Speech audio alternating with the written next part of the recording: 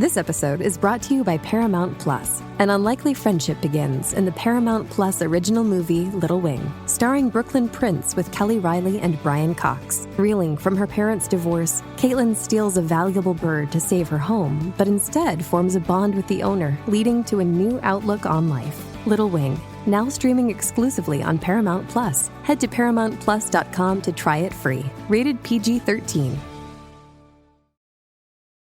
Does Monday at the office feel like a storm? Not with Microsoft Copilot. That feeling when Copilot gets everyone up to speed instantly? It's sunny again. When Copilot simplifies complex data so your teams can act, that sun's shining on a beach. And when Copilot uncovers hidden insights, you're on that beach with your people, and you find buried treasure. That's Microsoft Copilot. Learn more at Microsoft.com/AI for all.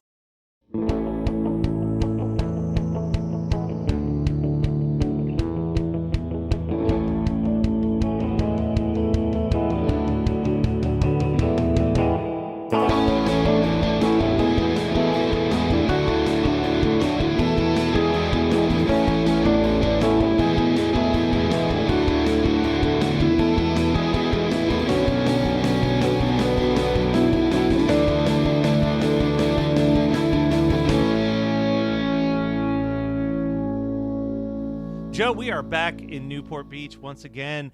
Let's go down to the harbor. How about the safe harbor? Joe, already. First major note I have here is that Summer being a super genius, she doesn't understand semesters because she said, "Hey, it's our last semester." And I don't think that that's true because it's January. Aren't semesters broken into 4 quadrants? No, that's quarters. There are 2 quarters in a semester. This is their last semester because, like, the end of the term, it's a 16 or 18-week term. Okay. Yeah. Man, now I sound like a dumb dummy. Well, okay, I'm also going to call BS that they're not doing the school photo until the beginning of spring semester because that doesn't seem to make any sense to me either. Yeah. That's usually the first day of school type activity, to be honest. Yeah. Also, just like, I mean, not to get ahead of it, but like that freaking, like, you realize how, like, that this is a private school because they fit the entire class, which looks like maybe less than 100 people, less than 50 people, maybe. That looks like 40 people tops. Yeah. Like, so yeah, let's jump into this real quick because last week I sang a lot of praise of how much I loved this That's What Friends Are For ending with the Chrismica episode. And they almost try to get that exact same vibe at the end of this episode, but it just does not work at all for me this time. Yeah. And I call major bullshit. This is understandably television. Mm-hmm. There's no way that this school is like, you know who should be dead center of this photo is Summer, Marissa, Ryan, and Seth. Let's and Taylor. Them, don't forget Taylor. And Taylor. Let's plop the 5 of them dead center in front of the class of 06 banner or whatever it is. I was like, no fucking way that's what they want. Like, not a chance. That bothered me so much. But it made me think of a very funny story, which is I still have all my high school yearbooks. Mm-hmm. And my junior year, usually the yearbook is just like the cover of the yearbook is just a photo of the school or like, you know, even less than that. It's just like a blue cover with like the insignia of the school mascot or whatever. My junior year, someone had the genius idea of, hey, during the homecoming prep rally, let's just take a photo of a bunch of students in the stands, and that'll be the cover of the yearbook. And so not only there was a couple things that went wrong here, right? So for my junior year, the cover of the yearbook was a photo of a bunch of random sophomores and juniors, not a single senior to be found on the cover of their senior yearbook. But even more complicated was that between the time that photo was taken and the yearbook was printed, the 4 kids in the front row were all expelled and or dropped out of school. So like the front of the book is just kids who were kicked out of school, basically. Damn. Yeah, no. I think it was just bad timing because the kids were put in the front for the teachers to keep an eye on them in the front row of the stands. And then that just happened to be the main faces that you see on this yearbook. But yeah, that I call BS on that, but we have a long way to go before we get there. So this is another episode where there's only really one major plot point that has like tiny little branches stemming out of it. But the basic vibe is all of a sudden now, because there's a photo being taken, Summer's gotten onto the same thing that I've been saying for 10 episodes, it feels like. Why isn't Marissa back in the school? So now it's like, oh, Marissa's got to be in our class photo. We've got to try to convince the entire school board to let her come back now, essentially just for her to be in the school photo. At one point, Summer is giving Seth a hall pass to sleep with Taylor if it means it's... Where was this best friend love for the last 7 episodes of this show? Like, it makes no sense why it's all happening now. But that's the main thing, is it's like, let's get Marissa back to school. Let's jump through any hoops that we really need to do. And on top of that, we're getting more Johnny stuff. And I'm like, I'm over it. Like, I am so over the Johnny stuff. I know that one of my biggest complaints has been that the OC does not draw out storylines and it doesn't let storylines simmer. They but maybe this is why they don't, because this is being handled so poorly. And like, this poor fucking kid is just getting jerked back and forth all the time. And it's like, no wonder he's going through depression, because how many times can this kid be on the surf team but not be on the surf team in like a 5-episode run? Like, it is infuriating. And fuck you, Johnny. I'm going to throw a giant fuck you, Johnny. Chili should be the person going with you from day one. Like this dude has been your day one buddy, has trained with you, and you're like, I get to bring one person with me, and I want it to be you, Marissa Cooper. Like, shut the fuck up, Johnny. It's so manipulative too, because he knows. Just like, it's one of those things where it's like, I can't really feel sorry for you, sir, that you're all lovelorn and heartbroken because it's unrequited. But like, you're also, one, being a shitty friend to Chili, and 2, just like, you let it be. Like, just let it go. Like, she's not. Well, and then he gets shitty with Ryan when he's like, oh, you prep school kids. And Ryan's like, motherfucker, you know that I've been a public school kid for most of my life. Like, don't give me that nonsense. And then I guess, like, I'm still a little confused by the ending of this episode. So Johnny, I'm assuming Johnny lied to Chili that they were back on to go to this surfing thing, so that Chili would tell Marissa that, so that Marissa would go to the hearing and go back to school. But then it's revealed that he's actually not back on the surfing thing. Like, which again, just is fucking more heartbreak for Chili, who's just being passed all around like a fucking ping pong ball. Well, Chili looked like he was being a bro in that moment. Like, he was like, hey, I really need you to help me get Marissa out of the school. And he just like straight up lies to her, which is fantastic. Just like, it can't, I can't even with that whole premise. It's very like, it's giving like Teresa season 2, right? Yeah. Big Teresa season 2 energy right now. What they're setting it up for is like, in an alternate universe, Teresa and Johnny get together, and then eventually Marissa and Ryan will see them out, and you know, not only will Johnny not be surfing, but Teresa will have a child that looks like Ryan. Yeah. And Ryan's like, man, Johnny and Teresa got to work quick. Yeah. Look at that baby. We also deal more with Taylor's mom, and I'm almost extra confused by Taylor's mom's energy, knowing that she's on the board. Like, because when we first met her, when Taylor was doing the lock-in, she seemed like her whole vibe was an unattentive parent that doesn't appreciate her daughter's intelligence. Yeah. But now she's a super involved mom, like not even just to like. It's just so weird. And then she's like, I got Marissa kicked out of this school so that you could have friends. But now she's upset that Taylor has friends. Like, it's just like nothing. Her motivations don't really lock into any type of logic, which is very frustrating. I did really enjoy the hearing situation.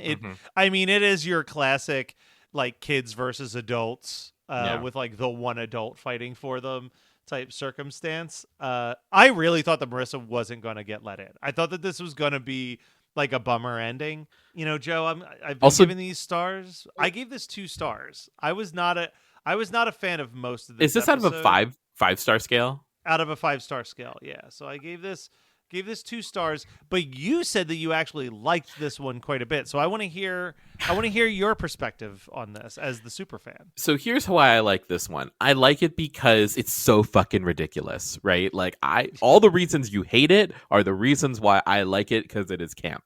Like this is the toxic queer thing where we like things that are trash because of, it's camp.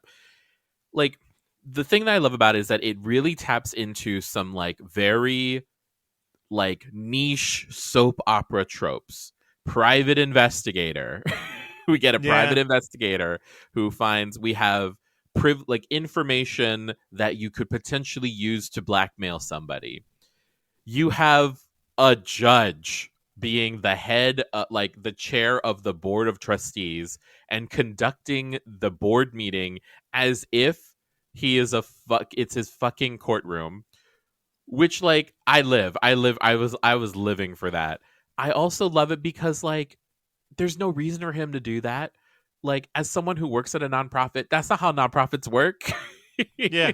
Like, the arcane rules of the students are not allowed to speak to the board. Like, how is that? Like, how, like, that does not seem rooted in any reality. And I say that as, like, we are living in a time where like school board meetings are like a legit place where like the politics of our country and the polarization are like unfolding, right? Like you have fucking Moms for Liberty out here trying to get like, trans kids to not use the bathroom. And what has been the most impactful is when like the students of that school are getting up there and saying these moms are fucking awful, they don't speak for us, they speak for their own agendas. And so to see it like 20 years ago with a lens of 20 years ago is just so fascinating. And to me, I'm like, that can't be right at all. Also, this is the episode where this is the episode where I really start to love Dr. Kim. Yeah. No, Dr. Kim's cool. I've never had a beef with Dr. Kim. We do get even more of the Julie Cooper and Summers dad storyline heating up because they both have things that they need to tell their daughters, but they don't know how to break it. And Summers like, yeah, I kind of figured. You know what I mean? Like, Summer's like, I'm 18 years old. I know that it's weird for my mom to be gone this long. Like, obviously, she's left us. Hey, it's Kaylee Cuoco for Priceline. Ready to go to your happy place for a happy price? Well, why didn't you say so? Just download the Priceline app right now and save up to 60% on hotels. So whether it's Cousin Kevin's Kazoo Concert in Kansas City, go Kevin, or Becky's Bachelorette Bash in Bermuda, you never have to miss a trip ever again. So download the Priceline app today. Your savings are waiting. Go to your happy place for a happy price. Go to your happy price, Priceline. This episode is brought to you by Paramount Plus. Get in, loser! Mean Girls is now streaming on Paramount Plus. Join Katie Heron as she meets the plastics in Tina Fey's new twist on the modern classic. Get ready for more of the rumors, backstabbing, and jokes you loved from the original movie with some fetch surprises. Rated PG-13. Wear pink and head to ParamountPlus.com to try it free. It is mind-blowing. And heartbreaking. How many original scripts are written every year but are never made? So we seek out these scripts and bring them to life with full audio production and professional actors. Check us out at Undiscovered Scripts, Movies made of paper. wherever you get your podcasts. Free. Julie's similar. Like, Marissa's just like, yeah, that's fine. Like, I don't care where you live. Like, I get it. It's rough. Like, Yeah. like it's classic, like, parents building up something to be way worse than it is, except that's normally a kid situation coming up to the parent. It's really doing a very subtle thing of, like, the kids are the adults and the adults are the children type storytelling, which, whatever. But yeah, I mean, this is so far from the worst that I've seen. Anytime that Dean Hess isn't there, which is most of this season, is a leg up. Like, nothing is upsetting me as much as, like, the Dean Hess and the Charlotte stuff at the start of this season. Mm-hmm. This season starts off abysmal. Yeah. Like, absolutely abysmal. Obviously, we're at the halfway point of this season, I think, or close to it. So I guess who's going to inevitably be, like, the big bad will be introduced or reintroduced or whatever soon. See, you're learning that some people are not done yet. No, I was listening to the episode that we put out today, and I was like, I don't feel perfectly fine that that's the end of Volchek just yet. So I'm sure that there's going to be more from him. But I think that we're going to get through all of this Johnny story first, however that may end, and then they'll introduce everything else. Pray tell, Matt, how do you think it's going to end with Johnny?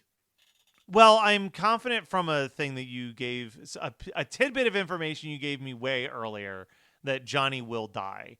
I just don't know if it'll be by his own hand or from, like, dumb fuckishness or through the hands of Volchek. Like, but I feel like we're getting close to wrapping that all up. Let's just put it this way. He doesn't die the same way at the same time that Marissa will die. Okay, well, that's good to know. So he's not making it to the end of the season. But, like, I just kind of feel like from here on out, as much as I don't like season 3, I think it started with, like, frustratingly bad, and now it's kind of just, like, treading water boring at worst. Like, it's like whatever. Like, I think that's why that Chrismica episode worked so well for me last week, was that it was just, like, a very isolated, wholesome kind of episode. I don't know, man. Like, in a perfect world, they wouldn't have shown us that the Johnny surf contest was a lie. Yeah. And this would have been the series finale of the episode, right? Like, it was just like, Marissa's back, everybody's happy, Johnny and Chili are going to go surfing, and everyone has a happy ending. Yeah. Thanks for watching, folks. Like, we'll see you in 10 years for the reunion. Yeah. Like, and then just move on. But obviously that's not where this is going whatsoever. But it would be that thing that, like, Cobra Kai does now, where the season finale is in the middle of the school year, but then they haven't, like, finished out telling the story, and the kids are just growing up. But I feel like at this point, if you stopped it right here, there's not that much story left to tell. No. You know what I mean? Like Summer knows that her mom's not coming back, and she's okay with it. Julie has told Marissa where she's living, and Marissa's okay with it. Taylor now is part of this friend group, firmly established. Like, again, in the alternate world, Johnny and Chili are, like, going to chase their surfing dreams, and, like, everybody's getting ready to wrap up the school year as a group and off to college. Like, it feels like such a perfect spot to tie all of it together. But there's 14 more episodes of this season and then a whole other season left to go. Like, what are we doing? What are we doing? I feel like I'm sitting here thinking, this is the last time I'm going to like what's happening at the end of episodes for a really long time. It's two upbeat endings in a row. Oh boy, Joe. they pampered me because that is not happening again until ever, maybe. Like, who knows? Yeah. And like everything post Christmaka, right, is always downhill because this is when the second half of the season, and I can probably say this with certainty that you'll agree with me. The second half of the season of the OC, because there's just so many episodes, is what becomes the defining parts of this season. Yeah. I think that if I just watched the first half of every season of the OC, I'd be like, this is the greatest show ever. Like, just watch up to Christmaka and then start the next season. I'd be like, this show's great. Everyone's happy. Things are going well. There's a couple little rough patches, but otherwise everyone's great. Well, Joe, one thing that I'll say about this episode, it certainly had songs. And it kicks off the opening scene. We're listening to Phantom Planet cover the song Our House by Crosby, Stills, and Nash. Gang of Four, I Love a Man in Uniform, plays when Seth and Summer bump into Ryan as he's about to try to plead his case. Francine's Albany Brownout plays when Summer and Seth are convincing Taylor to join them on this campaign. Magnet's unnecessarily slow cover of Dancing in the Moonlight plays when they're in the cafe planning out what to do. And then the last song is a group called Rogue Waves singing a different song called California, not to be confused with the theme song of the show California. Joe, for this one, I just wrote down Our House, the cover of Our House that kicks off the episode. I actually I've had this cover on my computer for years and didn't know that it was like for this. I always like that song. I like Phantom Planet. This was kind of a very easy one to choose for me. Yeah. This is the one that I was like, oh, that's interesting. Like that's a different take on a cover. Yeah. But I honestly like the song that plays at the end. I like California because it is also just like, it's also just so quintessentially California. Like a bunch of white kids. Like it's very Abercrombie ad. It's giving Tommy Hilfiger. It puts you in that like Westfield Mall circa 2004 Hollister Aeropostale, aesthetic. And I actually really appreciated that. Nice. All right. So we're going to talk about some pop culture real quick. Speaking of Aeropostale, and I'm going to say that my pop culture thing actually is a book that I read recently and I loved it. It's by an author named Rob Harvella, who is a writer and podcaster for The Ringer, and this is a book inspired by his podcast on The Ringer called "The 60 Songs That Explain the 90s." And what he's done in this book is he breaks down all of these different songs from the 90s in separate categories. So it'll be like the angry songs, and it'll be like Metallica and Green Day and stuff like that. And then it'll be like girl power, and it'll just be all highly important 90s songs by female vocalists. But he's very funny. It's very unique and interesting the way he structures it. It reminds me a lot of a Chuck Klosterman book, which is, my favorite essay writer still is Chuck Klosterman. So if you are listening to the OC, there's a good chance you are a pop culture nerd and a music nerd, and boy, is this the perfect book for you. So go and grab 60 songs that explain the 90s, because I've read it once. I've reached out to the author. He's actually going to be doing Weird Algorithm in the near future. Yes. And I'm probably going to read it again. Like it's one of those books where I had such a good time and laughed so much reading it that I do want to like sit down and read it a second time. So that's my quick plug for that. The first book I read in 2024, actually. Nice. So Joe, how about you? What is your pop culture promotion? I recently finished the new Amazon series, Mr. and Mrs. Smith. Ooh, it's a good one. You know what? I'm not. It's an okay one, actually, is what I'll say. I'm not entirely sure how I feel about it. Like, it is very. I love, like, it reminds me of what my favorite parts of Modern Love, the Aziz Ansari show, did. Where it's just like, it's very meditative character study about two people set against the backdrop, right, of like their spies that are like they show up and they're married. Like it's very wild in that sense. And then like and then towards the end it gets really violent. But what I love about the entire series is that we get to like ogle at the beauty that is Donald Glover as a human man. That is a lot of drip and swag and riz, and insert every, current Gen Alpha, Gen Z, Gen Alpha word, because he, like, one of the things of his character is that John is like into fashion, and he's just like every scene he's just like looks so well styled, and there's like he's just so beautiful. I can't stop looking at it. That's Dong Lover for you, man. He is the best. No, I thought that was a lot of fun.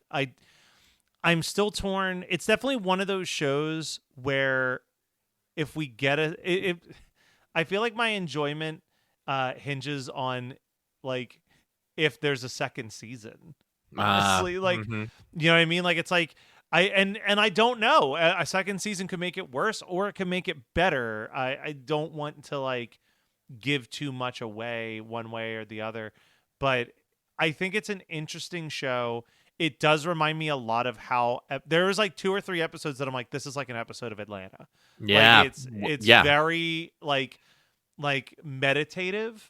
I've said this before. I'm ready for Donald Glover to follow in the footsteps of Jordan Peele and start making some really out there horror films, because he has such an interesting visual eye and paces very tense scenes extremely well. Yeah. So I don't know if I'll ever rewatch Mr. and Mrs. Smith. I didn't hate my time watching it, but I think there was multiple times when watching it with the girlfriend where we both were like, these are the worst spies in the world. Yeah.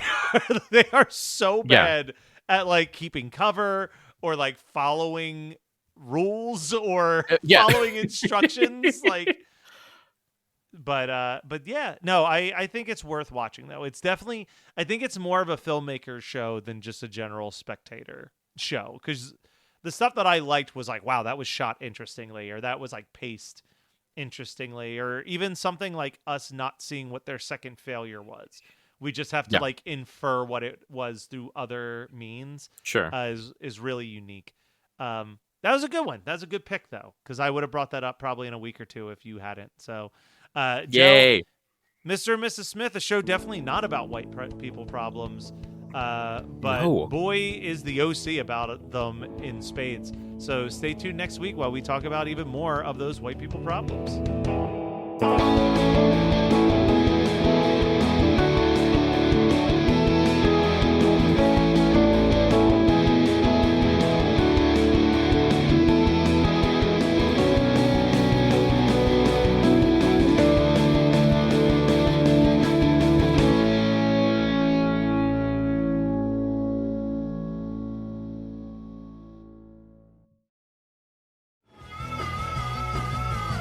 You're listening to the Geekscape Network.